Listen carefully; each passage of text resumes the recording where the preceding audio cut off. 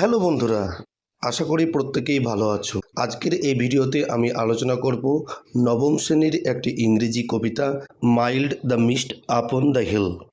Mild the mist upon the hill. এই mild কথার অর্থ হচ্ছে স্নিগ্ধ বা শান্ত। প্রথমে এই কবিতাটির অর্থ জানতে হবে। মাইল্ড মানে স্নিগ্ধ, দ্য মিস্ট, মিস্ট মানে হচ্ছে কুয়াশা, আপন দ্য হিল পর্বতের উপর বা পাহাড়ের উপর স্নিগ্ধ কুয়াশা। কবির নাম কি? Emily Jane Bronte. তিনি একজন মহিলা কবি ছিলেন। প্রথমে কবির সম্পর্কে আমরা একটু জানব, কবি পরিচিতি। এমিলি জেন ব্রন্তে, যিনি 1818 অর্থাৎ 1818 সালে জন্মগ্রহণ করেছিলেন এবং মারা গিয়েছিলেন 1848 সালে, ওয়াজ অ্যান ইংলিশ পোয়েট। তিনি একজন ইংরেজ কবি ছিলেন। অ্যান্ড নোবেলিস্ট, নোবেলিস্ট কথার অর্থ হচ্ছে ঔপন্যাসিক। তাহলে তিনি একাধারে ইংরেজ কবি এবং ঔপন্যাসিক ছিলেন। অ্যান্ড বেস্ট রিমেম্বার্ড, সব থেকে বেশি স্মরণীয় ছিলেন ফর আর অনলি নোবেল, তার একমাত্র উপন্যাসের জন্য। সেই উপন্যাসটার নাম হচ্ছে Wuthering Heights, long considered a classic of English literature. এটি ইংলিশ সাহিত্যে একটি ঐতিহ্যবাহী উপন্যাস ছিল। উপন্যাসটার নাম হচ্ছে ওদারিং হাইটস, ঠিক আছে। আর এই নোভেল বা এই উপন্যাস লেখার জন্য তিনি সবথেকে বেশি পরিচিতি লাভ করেছিলেন, ঠিক আছে। এবার সেকেন্ড স্ট্যান্ডে যেটা দেওয়া আছে সেটা কবিতা সম্পর্কে। ইন দিস পোয়েম, এই কবিতায়, দ্য ব্লু মিস্ট, নীল কুয়াশা, দ্যাট সারাউন্ডস, যেটা ঘিরে আছে, দ্য ডিস্ট্যান্ট মাউন্টেন, ওই দূরের পর্বতকে, ওই দূরের পর্বতকে নীল কুয়াশা ঘিরে রয়েছে, সেটা এই কবিতায় বর্ণনা করা হয়েছে। রিমাইন্ড, মনে করিয়ে দেয়, the poet of the happy days of youth, অর্থাৎ অল্প বয়সে কবির সুখের বর্ণনা। এই পাহাড়ের উপর স্নিগ্ধ কুয়াশা সেটা মনে করিয়ে দেয় কবিকে, যে কবি অতীতকালে কতটা আনন্দ পেত, কতটা সুখ ভোগ করত, কতটা আনন্দে জীবনযাপন কাটিয়েছে, ঠিক আছে। কতটা আনন্দে জীবন কাটিয়েছে বা জীবনযাপন করেছে, সেটাই কিন্তু সেই পাহাড়ের উপর স্নিগ্ধ কুয়াশাটা কবিকে মনে করিয়ে দেয়। বোঝা গেল? কবি যখন কবিতাটি লিখছেন তখন তিনি তার অতীত জীবনের কথা মনে করছেন, এবং যখন এই পাহাড়ের উপর স্নিগ্ধ কুয়াশা তিনি দেখেছেন তখন তার শৈশব জীবনের কথা মনে পড়েছে। And childhood that she has left behind, শুধু অল্প বয়স্ক না, শৈশব জীবনের কথা তিনি মনে করেছেন কি দেখে? ওই পাহাড়ের উপর স্নিগ্ধ কুয়াশা দেখে তার শৈশব জীবনের কথা মনে পড়েছে, যেটা তিনি পার করে এসেছেন। যে বলেছে সি হ্যাজ লেফট বিহাইন্ড, যেটা তিনি পেছনে ফেলে এসেছেন। বোঝা গেল? এখানে এই কবিতাটি কি বর্ণনা করা হয়েছে? কবি যখন লিখছেন কবিতাটি তখন পাহাড়ের উপর স্নিগ্ধ কুয়াশা দেখে তিনি তার শৈশব জীবন এবং ইয়থনেস অর্থাৎ যৌবনকালের কথা তিনি স্মরণ করেছেন। As it describes the landscape, যখন তিনি এই ল্যান্ডস্কেপ সম্পর্কে বর্ণনা করেছেন। ল্যান্ডস্কেপ মানে কি? কোনো একটা জায়গা, ঠিক আছে। She shifts from the present moment to the past, তিনি বর্তমান থেকে অতীতকালের দিকে চলে গিয়েছেন। And then to the present again, তিনি আবার বর্তমানকালে বা বর্তমান দিনগুলিতে ফিরে এসেছেন। দেখো, এবার কবিতাটি পড়ব, মন দিয়ে শুনবে। Mild the mist upon the hill, পাহাড়ের উপর স্নিগ্ধ কুয়াশা, telling not of storms tomorrow, যেটা আগামী দিনের ঝড়ের কথা বলে দেয় না। দেখো, কুয়াশা হলে ঝড় হয় না, রোদ উঠলে যেমন ঝড় বৃষ্টি হয় না, ঠিক তেমনি কুয়াশা হলে ঝড় বৃষ্টির সম্ভাবনা কম থাকে। বোঝা গেল?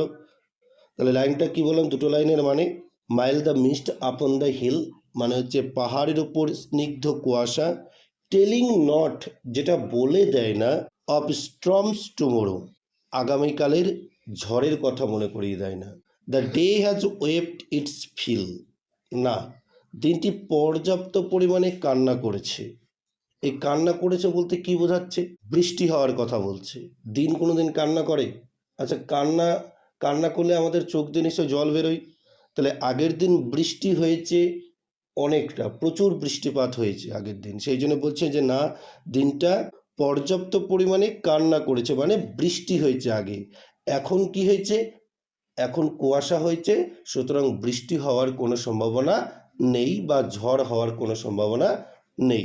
যে বলছে কবি দিনটি পর্যাপ্ত পরিমাণে কান্না করেছে, তার মানে বৃষ্টি হয়েছে, এখন আকাশে কুয়াশা, সেই জন্য বৃষ্টি হওয়ার সম্ভাবনাটা কম।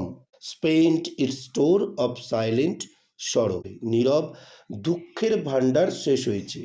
এই স্টোর, স্টোর মানে জানি আমরা ভান্ডার, স্পেন্ট মানে কাটানো, অফ সাইলেন্ট সরো, সাইলেন্ট মানে কি নীরব, আর সরো মানে কি দুঃখ, তাহলে spent its store of silent সরো মানে কি নীরব দুঃখের ভান্ডার শেষ হয়েছে। ঠিক আছে, দেখো এই কবিতাটাই বলা হয়েছে কি, আমি একটু বাংলাতে বলি। এই স্তবকে বলা হয়েছে পাহাড়ের ওপর কবি হালকা কুয়াশা দেখতে পান, যা আর কোনো আসন্ন ঝড়ের ইঙ্গিত দেয় না। মানে বুঝতে পারলে, আমি প্রথমে বলেছি তিনি পাহাড়ের উপর কি দেখতে পেয়েছেন, কুয়াশা দেখতে পেয়েছেন, যেটা বলে দিচ্ছে যে ঝড়ের আর কোনো ইঙ্গিত নেই বা আসন্ন ঝড়ের ইঙ্গিত দেয় না যে কুয়াশা। তারপরে বলছে দেখো, কবি বলেছেন দিনটি কেঁদে কেঁদে তার নীরব দুঃখের ভান্ডার শেষ করেছে।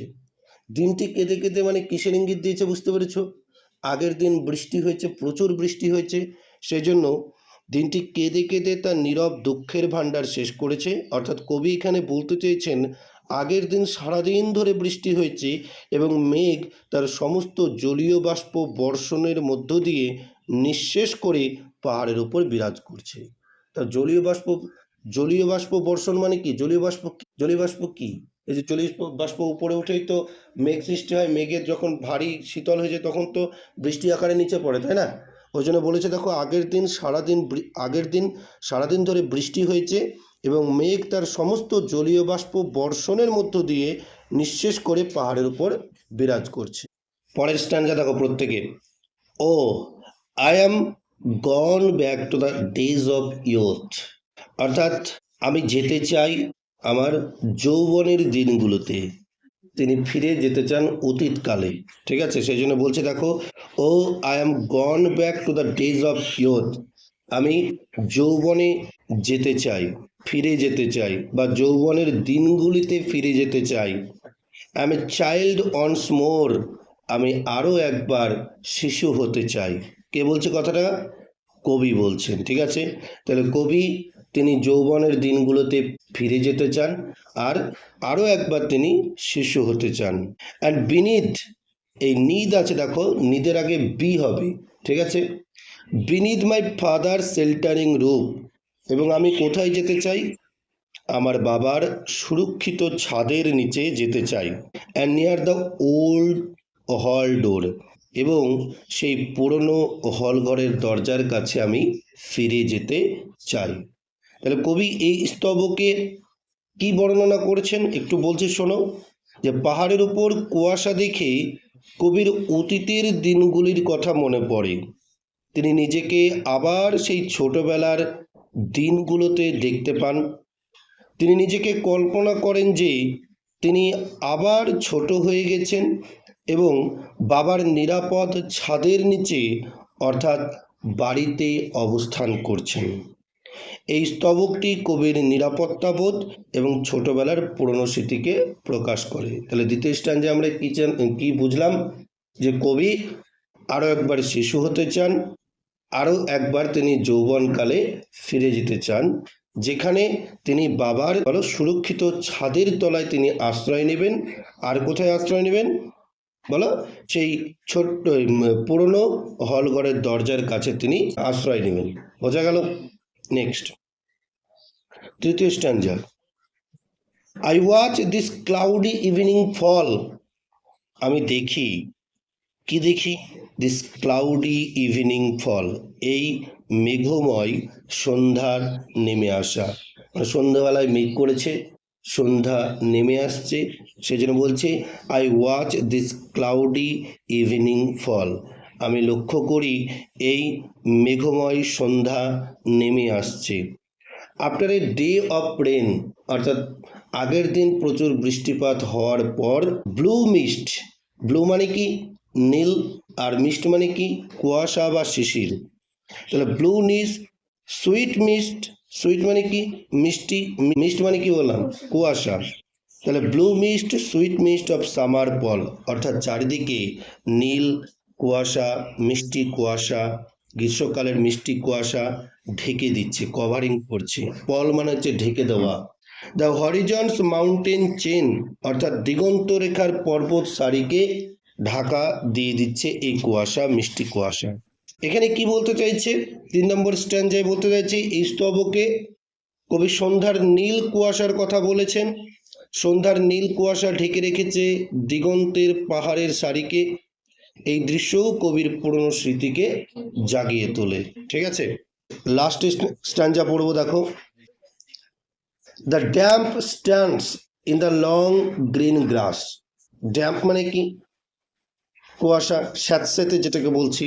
The damp stands in the long green glass as thick as morning tears. এই যে গ্রিন গ্রাসের উপর, গ্রিন গ্রিন গ্রাসের উপর, গ্রিন মানে কি সবুজ, আর গ্রাস মানে কি ঘাস, সবুজ ঘাসের উপর যে শিশির পড়েছে, ঠিক আছে, সবুজ ঘাসের উপর যে শিশির পড়েছে, সেই শিশিরগুলো কেমন? As thick as morning tears, এতটাই ঘন যেন মনে হচ্ছে সকালবেলা কান্না করেছে। সকালবেলা আবার কান্না করে নাকি? এখানে কি বোঝাচ্ছে? দেখবে ভোরবেলার দিকে ঘাসের শিশির জমে না, ঘাসে শিশির পড়ে না, ভেজা ভেজা লাগে না ঘাসগুলো, তো মনে হয় যেন সকালবেলা কান্না করেছে, সেই জন্য সেই ঘাসগুলো ভেজা ভেজা থাকে। অ্যাকচুয়ালি কান্না করে কি? ওগুলো কি বলো? শিশির। and dreamy scents of fragrant past that breathe of other years, অর্থাৎ অন্যান্য বছরের শ্বাস আমার ফেলে আসা দিনগুলোর কথা মনে করিয়ে দেয়। ঠিক আছে, তৃতীয় লাস্ট স্তবকে কি বলছে আমি একটু শুনবো। শেষ স্তবকে কবি ভোরের শিশিরের বর্ণনা দিয়েছেন। কবির মনে হয়েছে ভোরের শিশির বিন্দুগুলো যেন রাতের কান্নার অবশিষ্ট অংশ। ভিজে লম্বা ঘাস থেকে এক ধরনের সুগন্ধ আসে, যা কবিকে বর্তমান থেকে অতীতকালে নিয়ে যায়। বোঝা গেল? তার মানে এখানে কবি তার নস্টালজিয়ার কথা বলেছেন। নস্টালজিয়া মানে কি? শৈশব দিনগুলোকে ফিরে পাওয়া। কবি ফিরে পেতে চেয়েছেন তার চাইল্ডহুড ডেজগুলোকে, এবং তিনি সেই পাহাড়ের উপর স্নিগ্ধ কুয়াশার মধ্য দিয়ে তার মনে পড়েছে, তার স্মরণে হয়েছে তার ছেলেবেলার কথা। ঠিক আছে, সেটাই তিনি কবিতার আকারে প্রকাশ করেছেন। এটা একটা অটোবায়োগ্রাফিক্যাল পোয়েম, আত্মজীবনীমূলক কবিতা, কারণ তিনি তার নিজের জীবনের কথা এখানে তুলে ধরেছেন। বোঝা গেল?